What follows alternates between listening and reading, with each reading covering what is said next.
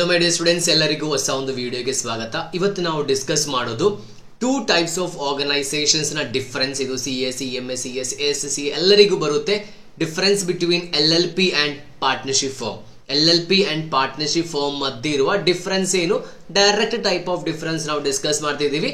So time waste ಮಾಡದೆ will discuss the concept. So ಇಲ್ಲಿ difference between limited liability partnership act, LLP ಅಂತ ಹೇಳಿದ್ರೆ full form limited liability partnership act. ಅದೇ ರೀತಿಯಲ್ಲಿ partnership firm ಬಗ್ಗೆ ನಾವು ಇಲ್ಲಿ ಡಿಸ್ಕಸ್ ಮಾಡ್ತಿದೀವಿ. ಎರಡು ಕಾನ್ಸೆಪ್ಟ್ ಬಗ್ಗೆ, ಒಂದು limited liability partnership and partnership firm. First difference ಅಂತ ಹೇಳೋದು LLP ಆಕ್ಟ್ ಯಾವುದು, LLP ಆಕ್ಟ್ 2008 ಅಂತ ಹೇಳೋದು, LLP ಆಕ್ಟ್ 2008 ಅಂತ ಹೇಳೋದು. ಪಾರ್ಟ್ನರ್ಶಿಪ್ ಆಕ್ಟ್ ಇದೆ ಯಾವುದು, partnership act 1932. Simple difference. Basis ಬರ್ದು ನಾವು ಡಿಫರೆನ್ಸ್ ಬರೀಬೇಕು, ಆಗ ನಮಗೆ ಒಳ್ಳೆ ರೀತಿಯಲ್ಲಿ ಸ್ಕೋರ್ ಸಿಗುತ್ತೆ. First serial number, it is serial number and it is a basis of difference. Next LLP and partnership firm. Okay, second one body corporate. So what is the meaning of body corporate ಅಂತ ಹೇಳೋದು, separate legal entity. Business ಮತ್ತೆ ಇದರ owners ಅಂತ ಹೇಳೋದು ಎರಡು entirely different. ಆ concept ನಾವು body corporate ಅಂತ ಹೇಳ್ತಿದ್ದೀವಿ, ಕರೆಕ್ಟ್ ಅಲ್ಲ? ಸೊ LLP ಅಂತ ಹೇಳಿದ್ರೆ ಏನು, LLP ಫೀಚರ್ಸ್ ನಾವು ನೋಡಿದೀವಿ. LLP is separate legal entity. The LLP and the partners they are entirely different. ಆದ್ರೆ ಪಾರ್ಟ್ನರ್ಶಿಪ್ ಫರ್ಮ್ ಅಲ್ಲಿ ಆ ತರ ಏನು ಇಲ್ಲ. Partnership firm is the collection of partners. There is no difference between partnership firm and the partners. Clear? So body corporate ಹೌದಾ ಅಲ್ವಾ ಅಂತ question. It is a body corporate, ಆದ್ರೆ ಪಾರ್ಟ್ನರ್ಶಿಪ್ ಫರ್ಮ್ ಬಾಡಿ ಕಾರ್ಪೊರೇಟ್ ಅಲ್ಲ. Next one, ಅದೇ ರೀತಿಯಲ್ಲಿ separate legal entity features ಇದೆಯಾ, ಕಂಪನಿಯಲ್ಲಿ ಇದೆ, ನಮ್ಗೆ ಗೊತ್ತಿದೆ. ಅದೇ ರೀತಿಯಲ್ಲಿ LLP ಯಲ್ಲೂ ಇದೆ. LLP ಅಲ್ಲಿ ಪಾರ್ಟ್ನರ್ಸ್ ಅಂತ ಹೇಳೋದು entirely different. If anything is happen to the partners it will not affect the firm, same as like firm ಅಂತ ಹೇಳಿದ್ರೆ LLP, and if anything is happened to the LLP ಅದು ಯಾವುದೇ ರೀತಿಯಲ್ಲಿ partners ಗೆ effect ಆಗಲ್ಲ. and it is a group of persons with no separate legal entity. Firm ಅಲ್ಲಿ ಆ ತರ ಯಾವುದೇ ಫೀಚರ್ಸ್ ಇಲ್ಲ, ಪಾರ್ಟ್ನರ್ಸ್ ಫರ್ಮ್ ಮಧ್ಯೆ ವ್ಯತ್ಯಾಸ ಇಲ್ಲ. ನೆಕ್ಸ್ಟ್ ಒನ್, ಕ್ರಿಯೇಷನ್ ಅಂತ ಹೇಳೋದು LLP ಕ್ರಿಯೇಟ್ ಆಗಲಿಕ್ಕೆ ಒಂದು LLP ಆಕ್ಟ್ ಇದೆ. So it is created by the legal process. LLP act ಇದೆ, LLP ಇನ್ಕಾರ್ಪೊರೇಷನ್ ಇದೆ, ಅದೇ ರೀತಿಯಲ್ಲಿ LLP ಅಗ್ರಿಮೆಂಟ್ ಇದೆ. ಪಾರ್ಟ್ನರ್ಶಿಪ್ ಅಲ್ಲಿ ರಿಜಿಸ್ಟ್ರೇಷನ್ ಯಾವುದೇ ರೀತಿ ಮ್ಯಾಂಡೇಟರಿ ಅಲ್ಲ. ಈವನ್ ದೋ ರಿಜಿಸ್ಟ್ರೇಷನ್ ಆದ್ರೂ ಲೀಗಲ್ ಪ್ರೊಸೆಸ್ ಅಂತ ನಾವು ಹೇಳಲ್ಲ. It is created by an agreement between the partners. That agreement is called as partnership deed. That agreement is called as partnership deed ಬರ್ಕೊಂಡು ಅವರ ಮಧ್ಯೆ ಅಗ್ರಿಮೆಂಟ್ ಮಾಡ್ತಾರೆ. ನೆಕ್ಸ್ಟ್ ಒನ್, LLP ರಿಜಿಸ್ಟ್ರೇಷನ್ ಅಂತ ಹೇಳುದು ಮ್ಯಾಂಡೇಟರಿ. ನಿಮಗೆ LLP ಅಂತ ಹೇಳುವ ಹೆಸರು ಬೇಕಿದ್ರೆ, LLP ಅದಕ್ಕೆ ಮೀನ್ಸ್ ಇನ್ಕಾರ್ಪೊರೇಟೆಡ್ ಎಂಟಿಟಿಯ ಎಲ್ಲಾ ಫೀಚರ್ಸ್ ನಿಮಗೆ ಬೇಕಿದ್ರೆ you must go under registration. It means registration ಅಂತ ಹೇಳುದು ಇನ್ಕಾರ್ಪೊರೇಷನ್. ರಿಜಿಸ್ಟ್ರೇಷನ್ ಅಂತ ಹೇಳೋಕ್ಕಾಗಲ್ಲ, ರಿಜಿಸ್ಟ್ರೇಷನ್ ಮೆಥಡ್ ಆಫ್ ಇನ್ಕಾರ್ಪೊರೇಷನ್ ಅಂತ ನಾವು ಹೇಳಬೇಕು. Registration is compulsory. It means LLP can sue and be sued in its own name. ಆದ್ರೆ ಪಾರ್ಟ್ನರ್ಶಿಪ್ ಫರ್ಮ್ ತರ ಅಲ್ಲ. Partnership firm registration voluntary. Registered partnership ಗೆ ಮಾತ್ರ ಥರ್ಡ್ ಪಾರ್ಟಿಗೆ ಅಗೇನ್ಸ್ಟ್ ನಮಗೆ ಕೇಸ್ ಕೊಡಬಹುದು. ಸೆಕ್ಷನ್ 69 ನೋಡಿದ್ರೆ ಅರ್ಥ ಆಗುತ್ತೆ. ಕಾನ್ಸಿಕ್ವೆನ್ಸಸ್ ಆಫ್ ನಾನ್ ರಿಜಿಸ್ಟ್ರೇಷನ್ ಅಂತ ಹೇಳೋದು, ಒಂದು ಪಾರ್ಟ್ನರ್ಶಿಪ್ ಫರ್ಮ್ ನ ರಿಜಿಸ್ಟ್ರೇಷನ್ ಯಾವುದೇ ರೀತಿಯಲ್ಲಿ ಕಂಪಲ್ಸರಿ ಅಲ್ಲ, ಆದ್ರೆ ರಿಜಿಸ್ಟ್ರೇಷನ್ ಮಾಡದೇ ಇದ್ರೆ ತುಂಬಾ ತೊಂದರೆಗಳಿದೆ. ಆ ತೊಂದರೆಗಳ ಬಗ್ಗೆ ಸೆಕ್ಷನ್ 69 ಅಲ್ಲಿ ನಾವು ಡಿಸ್ಕಸ್ ಮಾಡ್ತಿದ್ದೀವಿ. ಸಿಕ್ಸ್ತ್ ಡಿಫರೆನ್ಸ್ ಅಂತ ಹೇಳೋದು ಇಟ್ ಈಸ್ ಪರ್ಪೆಕ್ಚುವಲ್ ಸಕ್ಸೆಷನ್. ಪರ್ಪೆಕ್ಚುವಲ್ ಸಕ್ಸೆಷನ್ ಅಂತ ಹೇಳಿದ್ರೆ ಪರ್ಮನೆಂಟ್ ಎಕ್ಸಿಸ್ಟೆನ್ಸ್ ಇದೆಯಾ. ಪಾರ್ಟ್ನರ್ಶಿಪ್ ಫರ್ಮ್ ಯಾವ ತರ, ಪಾರ್ಟ್ನರ್ಸ್ ಗೆ ಏನಾದ್ರೂ ಆದ್ರೆ, ಡೆತ್ ಅಥವಾ ಅನ್ಸೌಂಡ್ ಮೈಂಡ್ ಏನಾದ್ರೂ ಆದ್ರೆ obviously there is a possibility for dissolution. ಆದ್ರೆ LLP ಅಲ್ಲಿ ಆ ತರ ಏನೂ ಇಲ್ಲ. LLP ಗೆ ಏನಾದ್ರೂ ಆದ್ರೆ ನಮ್ಗೆ ಗೊತ್ತಿದೆ ಪಾರ್ಟ್ನರ್ಸ್ ಗೆ ಏನೂ ಆಗಲ್ಲ. ಅದೇ ರೀತಿಯಲ್ಲಿ ಪಾರ್ಟ್ನರ್ಸ್ ಗೆ ಏನಾದ್ರೂ ಆದ್ರೆ LLP ಗೆ ಏನೂ ಆಗಲ್ಲ. ಇಟ್ ಮೀನ್ಸ್ ಪಾರ್ಟ್ನರ್ಸ್ ಬರ್ತಾರೆ ಹೋಗ್ತಾರೆ, ಆದ್ರೆ LLP ಗೆ ಯಾವುದೇ ರೀತಿಯಲ್ಲಿ ಏನೂ ಆಗಲ್ಲ. So death, insanity, retirement or insolvency of partners does not affect its existence. It means partners may join or partners may leave, but its existence continues forever, same as like a company. Next one, in case of partnership firm tarala, partnership firm ಅಲ್ಲಿ death, insanity, retirement, insolvency ಎಲ್ಲ ಆದ್ರೆ it may affect ಅಂತ ಹೇಳೋದು. it may affect and it has no perpetual succession. dissolution ಆಗಲಿಕ್ಕೆ possibility ಇದೆ.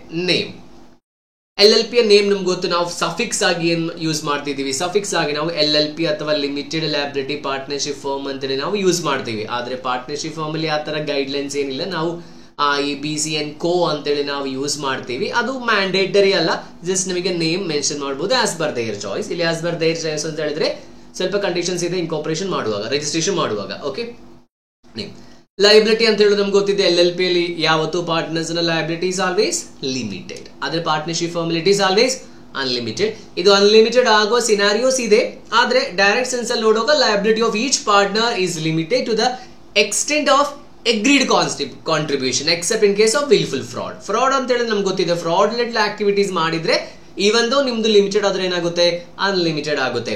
Partnership firm ಅಲ್ಲಿ ಒಂದು type ಇದೆ ಲಿಮಿಟೆಡ್ ಪಾರ್ಟ್ನರ್ ಅಂತ ಹೇಳೋದು, ಅದು ಹೊರತು ಬಾಕಿ ಎಲ್ಲಾ ಪಾರ್ಟ್ನರ್ಸ್ ನ ಲಯಬಿಲಿಟಿ ಏನು unlimited. It means their personal asset also held liable.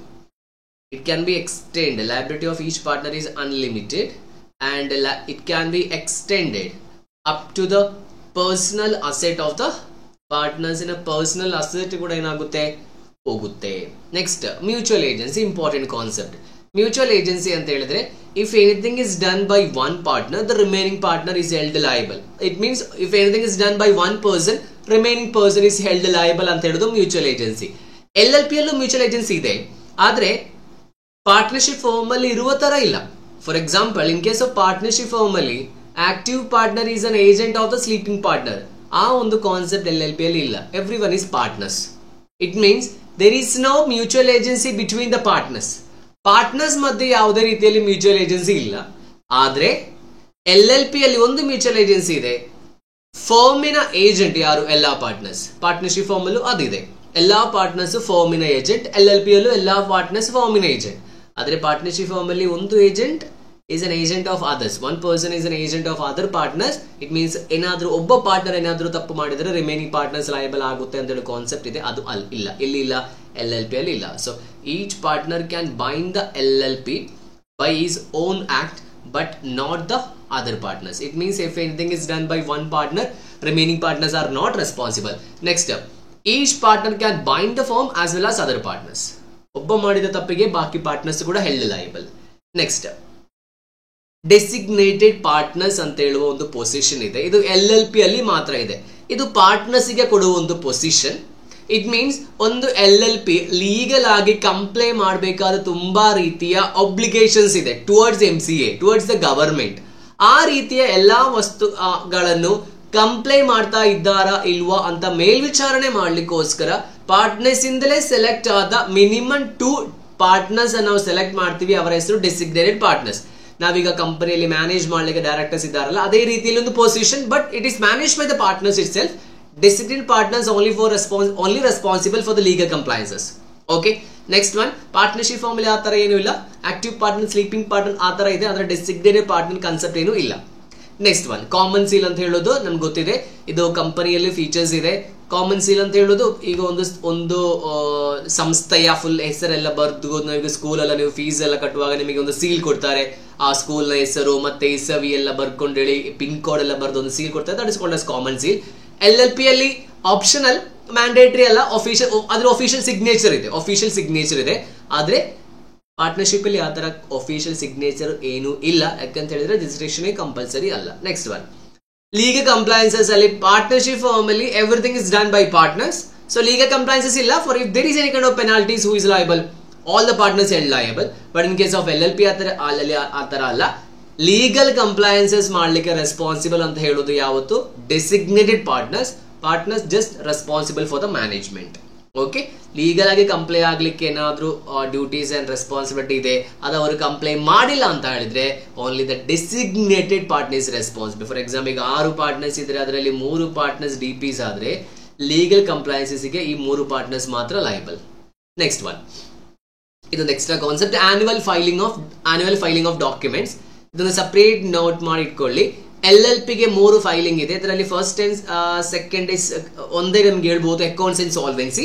ಇಲ್ಲಿ ಆನ್ಯುವಲ್ ಸ್ಟೇಟ್ಮೆಂಟ್ಸ್ ಆಫ್ ಅಕೌಂಟ್ಸ್ ಇದೆ, same as books of account. And solvency and statement of solvency ಅಂತ ಹೇಳಿದ್ರು we are solvent, we are capable, we are financially capable ಅಂತ ಹೇಳುವ ಒಂದು self declaration form ಇದೆ.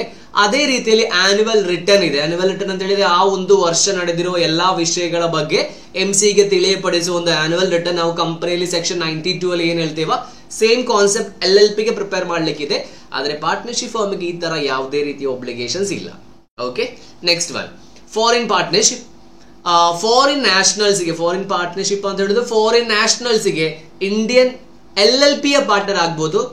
Because foreign nationals ಗೆ direct entry ಇದೆ. ಅದೇ ರೀತಿಯಲ್ಲಿ ಫಾರಿನ್ ಬಾಡಿ ಕಾರ್ಪೊರೇಟಿಗೂ ಇಂಡಿಯನ್ LLP ಪಾರ್ಟ್ನರ್ ಆಗ್ಬೋದು.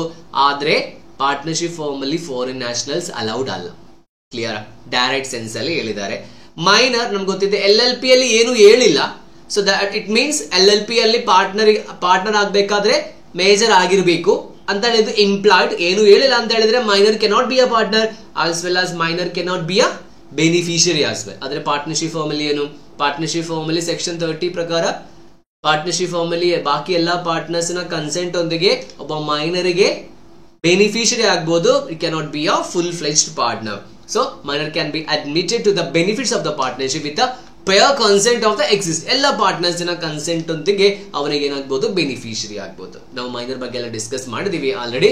ಸೊ ನಿಮಗೆ ಏನಾದ್ರು ಡೌಟ್ ಅಂಡ್ ಕ್ಲಾರಿಫಿಕೇಶನ್ಸ್ ಈ ಒಂದು ಡಿಫರೆನ್ಸ್ ಅಲ್ಲಿ ಇದ್ರೆ, ಅಥವಾ ನಿಮಗೆ ಯಾವ್ದಾದ್ರು ಟಾಪಿಕ್ ಬಗ್ಗೆ ನಾವು ತುಂಬಾ ವಿಡಿಯೋಸ್ ಮಾಡಬೇಕು ಅಂತ ನಿಮಗೆ ಯಾವುದೇ ರೀತಿ ಒಪಿನಿಯನ್ಸ್ ಇದ್ರೆ ನಿಮಗೆ ಕಮೆಂಟ್ ಬಾಕ್ಸ್ ಅಲ್ಲಿ ಕಮೆಂಟ್ ಮಾಡಬಹುದು. CSE, MSc, ACC law classes ನಾವು ರೆಕಾರ್ಡೆಡ್ ಕ್ಲಾಸಸ್ ಪ್ರೊವೈಡ್ ಮಾಡ್ತಿದ್ದೀವಿ. ನಿಮಗೆ ಬೇಕಿದ್ರೆ ಕಾಂಟ್ಯಾಕ್ಟ್ ಮಾಡಿ. Will see you again in the next video.